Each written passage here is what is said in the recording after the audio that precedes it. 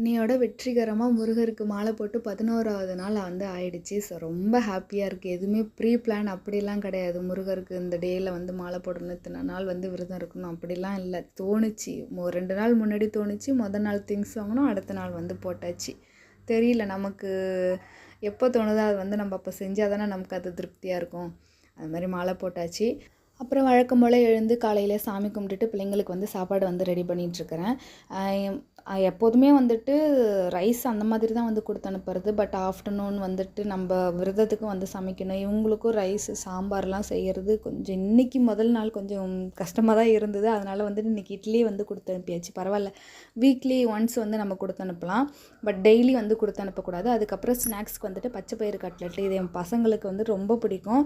அதனால் வந்துட்டு இன்றைக்கி பச்சை பயிறு கட்லெட்டு, இட்லி, அவங்களுக்கு பிடிச்ச தக்காளி சட்னி, அவ்வளோதான் வந்து கொடுத்து அனுப்பினேன். ஸோ சப்ஸ்கிரைப் பண்ண எல்லாருக்குமே வந்து ரொம்ப ரொம்ப தேங்க்ஸ்.